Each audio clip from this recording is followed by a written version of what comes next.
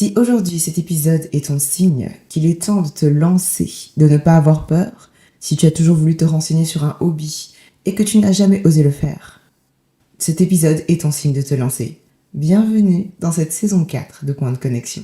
Générique. Bienvenue dans Point de Connexion, le podcast qui t'accompagne dans ta vie d'adulte. Comme une pause café avec ta sœur, ton amie, ta tantine préférée, on se retrouve pour faire le point sur la vie d'adulte, les questionnements, les doutes, les réflexions. Tout ça avec une petite touche d'humour et de sarcasme et toujours beaucoup de bienveillance. Belle écoute.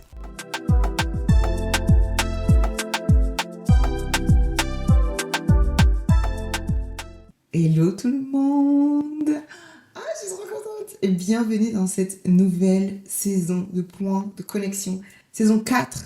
4! Je ne montre pas trop mes ongles parce que, pour ceux qui sont sur YouTube, parce qu'ils ne sont pas faits. Donc voilà. Mais saison 4, je ne sais pas si vous vous rendez compte, j'ai l'impression que c'était hier que j'étais là avec mon ancien petit micro comme ça en train de dire bienvenue Point de Connexion. Le son n'était pas ouf, je savais pas comment bien faire du montage et tout. And look at us now! Déjà, bienvenue à toutes les nouvelles personnes. J'ai vu pendant l'été que certaines s'étaient abonnés sur YouTube, sur les plateformes d'écoute. Donc, bienvenue. J'espère que vous trouvez votre petit havre de paix, votre petit moment cocon, tisane, tout ça. On se pose, on réfléchit, on rigole, on discute. Enfin, vous avez compris le mood, quoi. Donc, bienvenue à tous, à toutes. Surtout à toutes, parce qu'il y a quand même pas mal de femmes. Donc, bienvenue à toutes. Et messieurs, bienvenue à vous aussi. How are you doing well? Je suis contente de vous retrouver, que vous soyez nouvelles, nouveaux, des anciens. On est là pour la saison 4. Et avant qu'on s'emballe et tout ça, on me dit dans l'oreillette, on m'a harcelé pour me dire que il fallait que je dise, n'oubliez pas de vous abonner, n'oubliez pas de mettre 5 étoiles sur vos plateformes d'écoute, n'oubliez pas de liker, de commenter, de partager. Voilà. Maintenant que ça c'est fait, venons-en au sujet principal, le fait d'oser, le fait de se réinventer, parce que les amis, c'est la rentrée. Là, je viens de sortir du travail parce que oui, votre madame travaille maintenant. Non pas que j'ai chômé pendant un... Est-ce que c'est un euphémisme de dire que j'ai chômé étant donné que j'étais au chômage? Peut-être que c'était pas le bon mot. Mais j'ai quand même fait des choses pendant cette année de chômage. On va en parler dans un prochain épisode, parce que c'est pas trop le sujet, et en même temps, si. C'est entre les deux. Mais ce que je voulais vous dire aujourd'hui, en ce mois de septembre, c'est la rentrée. Et certes, je ne suis plus à l'école, c'est vrai, je reconnais. Mais ça reste la rentrée. Et la rentrée, si ce n'est pas un des meilleurs moments pour se lancer dans un truc, pour se dire, non, vas-y, c'est bon, j'y vais et tout, sans être dans le blues de l'hiver, parce qu'on est encore... Voilà, on est en automne, il fait encore un peu beau, et tout ça, il y a encore de la lumière, il fait pas noir non plus à 14h, évidemment. Bon, j'exagère, mais vous avez compris, vous commencez à connaître le personnage. Et c'est encore le moment où on se dit, vas-y, c'est bon, je vais me lancer dans quelque chose. Moi, personnellement, septembre, c'était le moment où je me suis lancée dans le Pilates, et depuis, je n'ai pas arrêté. Donc, il y a quand même quelque chose de l'ordre du nouveau, de quelque chose de nouveau à la rentrée. Et justement, c'est aussi à ce moment-là que je me suis mis à fond, donc l'année dernière, dans ma formation de décoration d'intérieur. Parce que oui, ça y est, je suis décoratrice d'intérieur. Alors, c'est une de mes branches, une de mes casquettes, comme disent les adultes. C'est, voilà, je mets ma casquette décoratrice d'intérieur, j'ai ma casquette communication, j'ai ma casquette créatrice sur... YouTube, j'ai ma casquette recruteuse, j'ai ma casquette, bref, t'as capté, on a des casquettes. En plus, fun fact, je suis vraiment dans ma casquette RH, j'ai vraiment une nouvelle passion pour les casquettes, vraiment blague à part. Soit. Tout ça pour dire que j'ai rajouté une corde à mon arc et j'en suis très fière parce que c'est quelque chose que j'ai toujours voulu faire, mais j'avais tellement peur de plein de trucs. En mode, non, mais c'est pas possible. La première peur que j'ai eue, c'est même pas moi qui me la suis mise. C'est une prof, je me souviens plus du nom de la prof, mais bref. En fait, je me souviens plus du nom parce que j'ai voulu l'oublier. Mais c'est surtout parce que quand j'ai dit que je voulais être architecte, parce que je connaissais pas encore bien tout ce qui était décoration et tout. Enfin, si je connaissais, mais j'avais pas plus d'informations en même temps. Je crois que j'avais 10 ans, 12 ans max, un truc comme ça. Et je voulais faire décoratrice, enfin, je voulais faire architecte d'intérieur pour le coup, et j'étais pas très forte en maths à ce moment-là. Et cette prof m'a fait remarquer que j'étais pas très forte en maths. Je crois que c'était en primaire. Maintenant, j'ai le souvenir de... Je vais pas donner de nom parce que je m'en souviens pas déjà du nom de la prof. Mais je crois que c'était ma prof principale et c'était ma prof de français aussi en même temps. Donc c'était en primaire. Et en fait, le truc c'est que ça m'a un peu coupé parce que... Ah, t'es nul en maths donc tu peux pas être architecte. Ok. Et donc j'ai vraiment intériorisé ce truc et je me suis dit, je peux pas donc tant pis quoi. Et vous savez quoi? En fait, quand quelque chose est en toi, quand il y a un truc que tu veux vraiment faire, à un moment donné, ça va ressortir. Et au moment où ça ressort, il faut en faire quelque chose. Parce que là, je me suis dit, attends, là, t'es adulte. Tu gagnes ton argent. Tu fais tes trucs, nanani nanana. Pourquoi est-ce que tu n'as toujours pas fait quelque chose que tu as eu envie de faire depuis l'âge genre de 8 ans ou un truc du genre? C'est vrai qu'à 8 ans, t'as envie de faire plein de trucs. Il y en a qui veulent devenir astronaute, il y en a qui veulent devenir je sais pas quoi, il y en a qui veulent devenir mannequin, enfin, bref. On a tous des rêves de on veut devenir je sais pas quoi, on veut devenir un personnage de dessin animé, enfin bref. Et en même temps, si tu ne fais pas ce que la toi de 8 ans, ce que là, le toi de 8 ans voulait, qu'est-ce que tu fais en fait? Là, à l'âge adulte, je me suis dit... Attendez. Ça fait tellement longtemps que j'ai pas enregistré de podcast que je viens de me rendre compte que mon micro était à l'envers. Excusez-moi. Je me suis quand même dit, la toi de 8 ans, elle voulait faire ça. Pourquoi? Qu'est-ce qui s'est passé? Et c'est vrai que la perspective que tu as quand tu as 8 ans et que tu dis, ouais, je veux faire ça, machin, tu connais pas les dessous du métier. Et puis quand tu arrives à l'âge adulte, tu te dis, voilà, je sais ce que ça implique, je sais machin. Seulement une fois que tu as fait la formation ou une fois que tu sais de quoi tu parles. Et en même temps, j'ai la possibilité de le faire. Donc pourquoi est-ce que je ne le ferais pas? Et c'est ce que j'ai fait. J'ai fait une formation en décoration d'intérieur. Ça m'a coûté. C'était pas gratuit. C'était pas gratuit, mais ça m'a vraiment... Je me suis vraiment dit, mais qu'est-ce que j'ai attendu? Et je vous pose la question, qu'est-ce que vous attendez? Je dis pas de vous lancer en décoration d'intérieur, mais même si c'était autre chose, même si c'était un truc, t'es une personne et tu te dis, ouais, j'ai toujours voulu faire du codage. Ok. Pourquoi est-ce que tu ne le fais pas? Et il y a plein de trucs, hein. Moi-même, je me trouve des excuses. Ouais, j'ai un travail à temps plein, je peux pas, ça coûte cher, nanani, nanana, tout ça. Ok. Est-ce qu'il n'y a pas des moyens? Est-ce qu'il n'y a pas des alternatives? Est-ce qu'il n'y a pas des personnes dans ton entourage qui peuvent t'aider, qui peuvent te conseiller, qui peuvent t'épauler si tu es parent, par exemple, et que tu as des enfants? Évidemment que si tu as des enfants, que tu travailles à temps plein, tu peux pas non plus suivre une formation en plein jour. Et puis si tu dois suivre la nuit, il faut s'occuper des enfants. Enfin bref. Donc je comprends que c'est pas toujours facile. Je comprends. Mais si c'est pas maintenant, c'est quand? Quel que soit l'âge que tu as, de manière raisonnable. Hein. Là, je parle à toutes les personnes qui ont quand même, on va dire plus de 18 ans quand même, qui sont majeures. Quel que soit l'âge que tu as, qu'est-ce que tu attends? J'ai une tante qui disait la dernière fois, elle a son propre business, etc., elle est indépendante, et elle disait qu'elle voulait reprendre des études, elle a 60 ans, elle disait qu'elle voulait reprendre des études pour, un nouveau domaine. Elle se disait, oui, j'ai toujours voulu faire ça pour améliorer mon business et tout ça, et ne pas dépendre de quelqu'un pour cette partie-là de mon business. Et on était avec mon mari, et on lui a dit, vas-y. Enfin, on était avec mon mari, ou je crois qu'on était avec ma maman plutôt. On était avec ma maman, qui est sa cousine. Et on lui a dit, mais pourquoi pas? Non, mais j'ai 60 ans, je peux pas, et tout, et tout. Et moi, j'étais là, mais, je vais pas dire son nom. Je veux pas, voilà. Mais j'étais là, mais tantine, pourquoi? Lance-toi, vas-y. Ouais, mais t'imagines, une femme comme moi de 60 ans, aux études et tout. Et, si c'est pas maintenant, c'est quand, en fait? Vraiment, si c'est pas maintenant, c'est quand? La vie a fait que, avant ça, elle ne pouvait pas.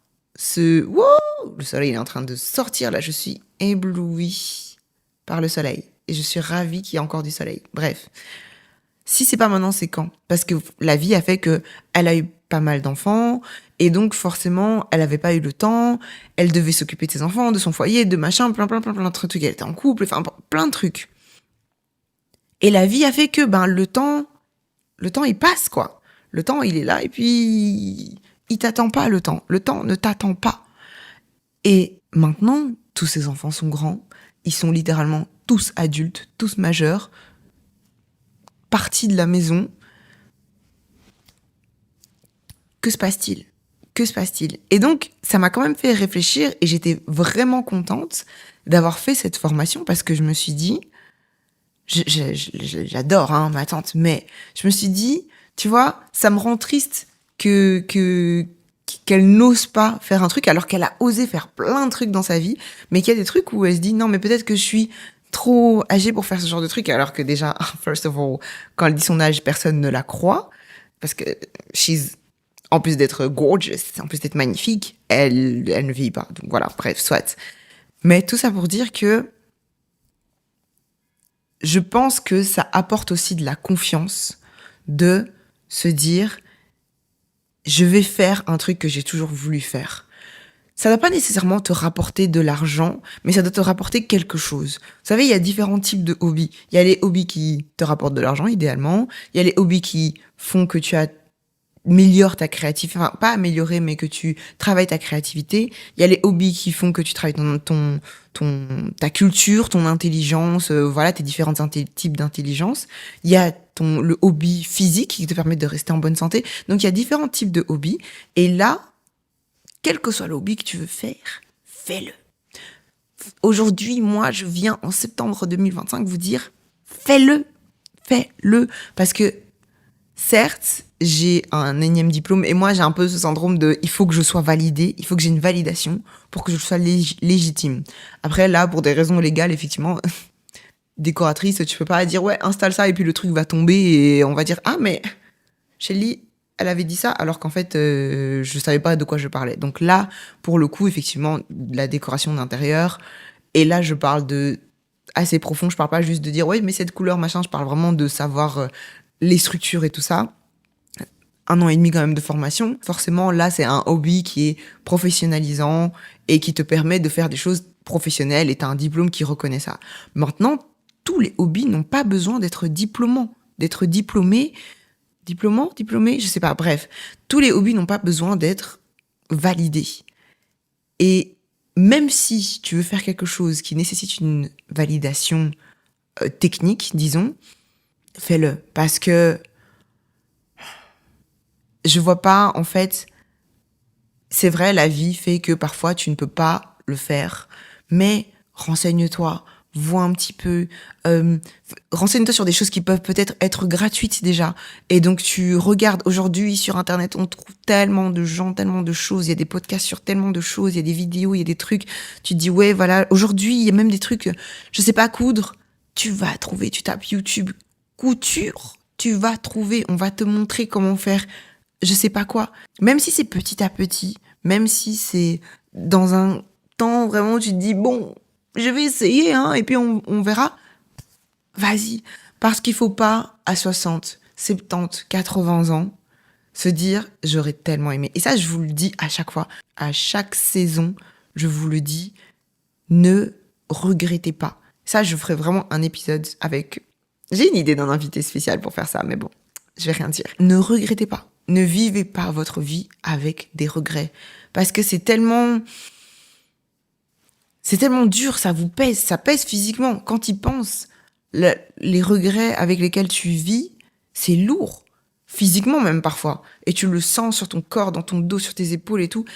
Et une fois que tu as ça qui s'est installé, une fois que tu vis cette vie de regrets, c'est compliqué de s'en sortir. Donc moi, mon conseil là, conseil de grande sœur, conseil de tata, de tantine, ne vivez pas dans les regrets.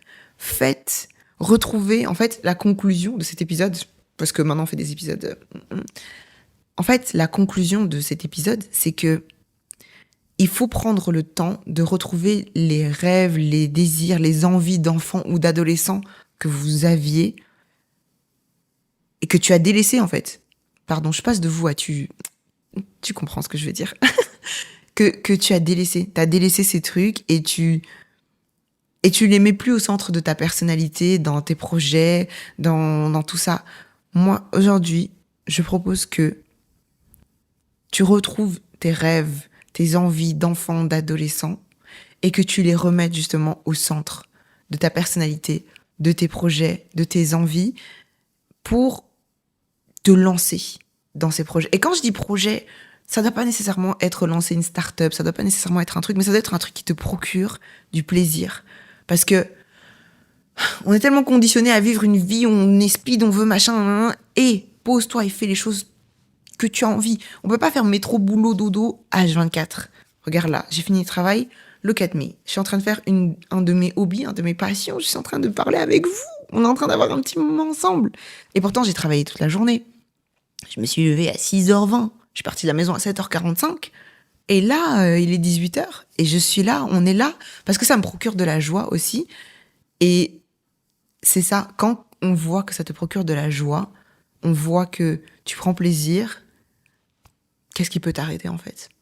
Oh waouh! Ah, c'est un slogan à mettre sur une tasse et tout ça. Tout ça pour dire que ce mois de septembre, c'est un mois de renouveau, c'est un mois de rentrée. On le sait tous, voilà, que ce soit professionnellement, à l'école, université, peu importe. C'est le mois où on sait, en tout cas, dans certaines parties, cette partie du monde, disons, où on sait que, hop, on recommence. Ou on commence quelque chose. Et tout ce que je peux vous souhaiter pour ce nouveau cycle, c'est vraiment de vous retrouver, de vous apprendre, de vous connaître. On va le faire ensemble dans cette saison 4. Mais de prendre le temps de se dire, OK, qu'est-ce que je veux pour ce nouveau cycle? Et pas attendre janvier pour le faire. Parce que janvier, il fait froid. T'as pas envie de faire des trucs. T'as pas envie. Mais bon, c'est pas grave. On en parlera plus tard. Profitez de ce moment où il y a encore du soleil, où il y a encore l'énergie du soleil pour se lancer, pour le faire. Tout simplement. Voilà. Je suis trop contente de vous retrouver pour cette saison 4. J'espère que cet épisode vous aura plu. J'espère que vous avez passé un bon moment, que vous avez pris votre tisane, votre café, peu importe à quel moment vous écoutez ça. Tout ce que je peux vous souhaiter, c'est de vivre votre vie sans regret. Et pour cette saison 4, on va apprendre à vivre une vie d'adulte correcte, qui se respecte et qui se vit à 100%. Je vous fais plein de gros bisous. Prenez soin de vous. N'hésitez pas à vous abonner, à liker, à commenter, à partager cet épisode, que vous soyez sur une plateforme d'écoute ou sur YouTube. Je vous fais plein de gros bisous. On se retrouve très prochainement. À la prochaine. Salut, cuz!